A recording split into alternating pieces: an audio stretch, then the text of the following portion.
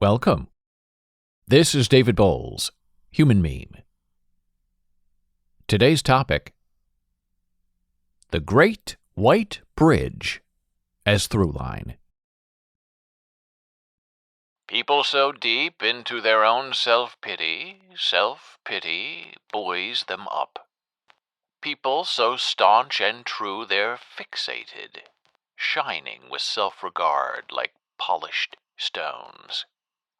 And their whole life spent admiring themselves for their own long-suffering, licking their wounds and flashing them around like decorations. I hate it. I always hated it. And I am part of it myself. Seamus Haney, The Cure at Troy. Well, my human meme friend, a through line is primarily a dramatic term, an idea that weaves its way in and out of a story.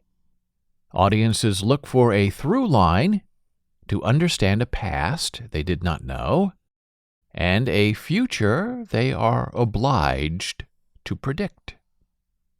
I have realized lately that an interesting through line for us, the United States, we as a nation, is that Joe Biden is now a really interesting through line for we the people.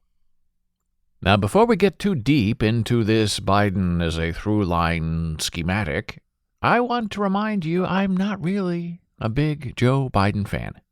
I was all in for Pete Buttigieg for president in 2020. I think now, as I did then, that Biden is just a little too old. Not that there's anything wrong with that, but because of his history and who he is, Biden just isn't tough enough on the GOP. He also is not progressive enough for me.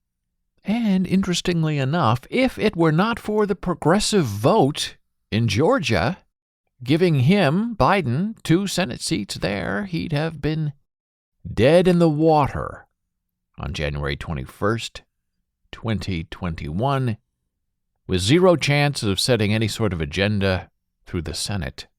And yet, knowing all that, Biden bites us back on student loan forgiveness and the minimum wage and other necessary human priorities, gnawing back at the very hands of those of us who stood in line to help him win the presidency.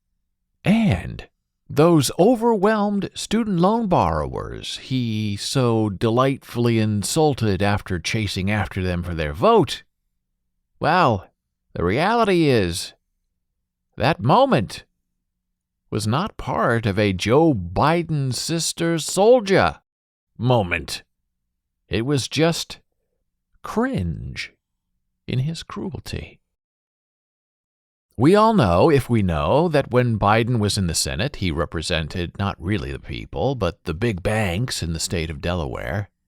And I suppose that's fine if the people of Delaware who elected him were okay with that, even while the rest of the free world cried at his indelicacies as he defended big money.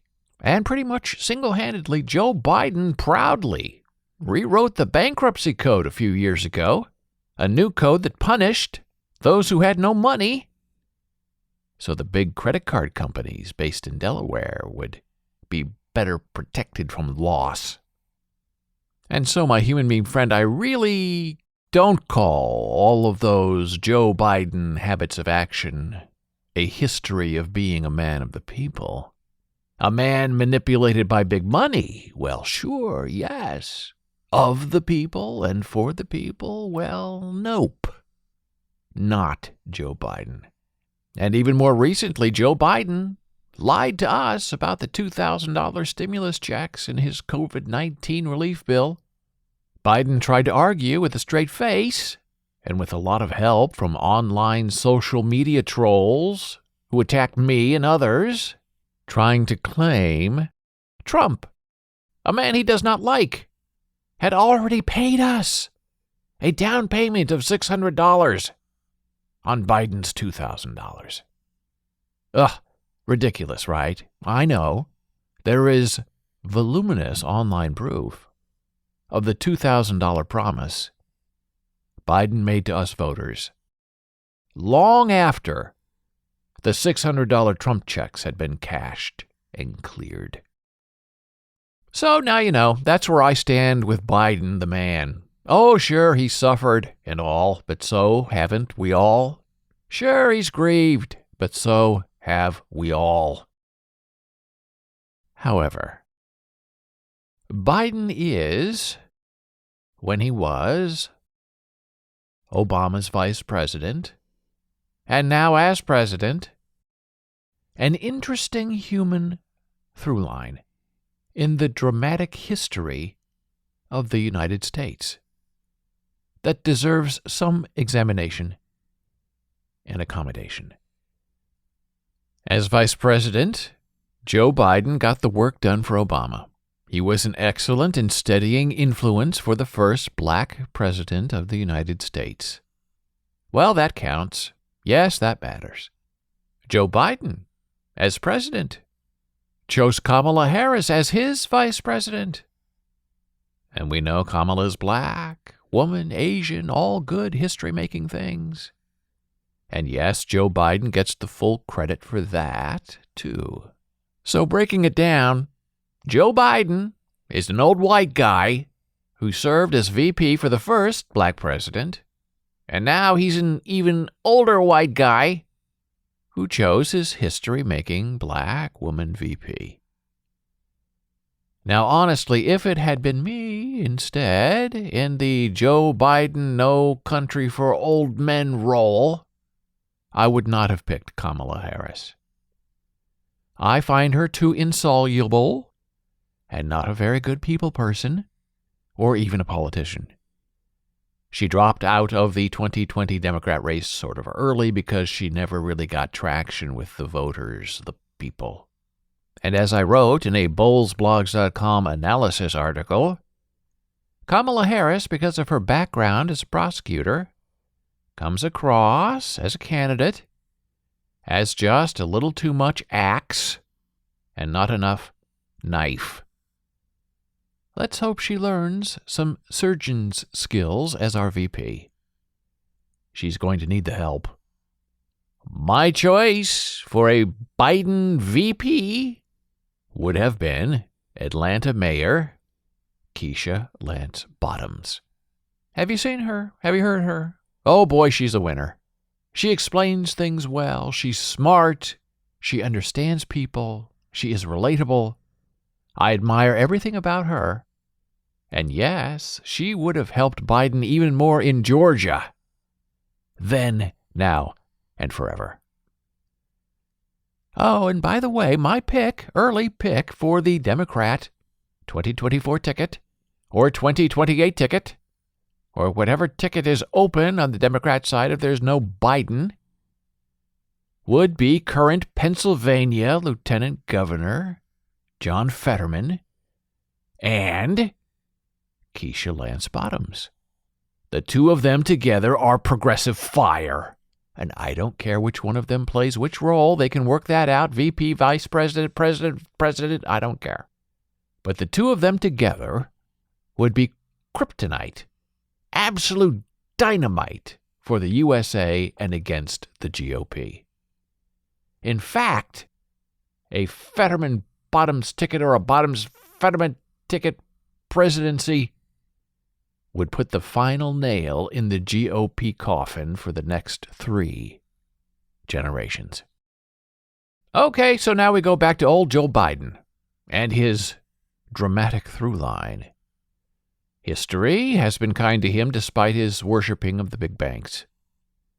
Biden now has a great opportunity to do a lot of good, but he needs to get more tactical. The old saying that Democrats eat Democrats and Republicans eat Democrats is already being proven all too true, and that cannot stand. Biden must call out the GOP duplicity directly, loudly. He needs to go through them and not around them or even over them.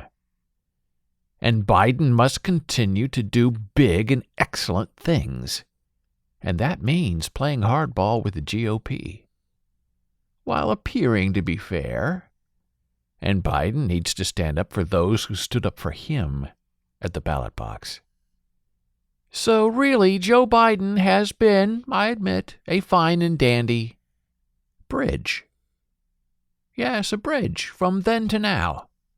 That is Biden's real through line through American history, through Black history.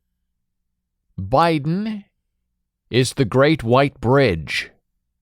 He is the arc from then to now. But what's next? Is there a next for Joe Biden? Can he win again in 2024? Will he even try if the Democrats lose seats in the House and the Senate in the 2022 midterms? Joe Biden has a fair place in history.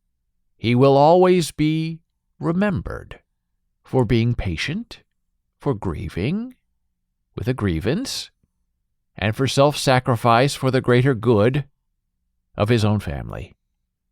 Joe Biden's personal story is a lesson for those of us who choose to listen and to know. In Joe Biden's humility, we just may be able to find a condemnation of naked hatred, and maybe a new want to celebrate the simple gift of joy in the through-line crossing of the great white bridge. Thank you for listening. Be a Human meme.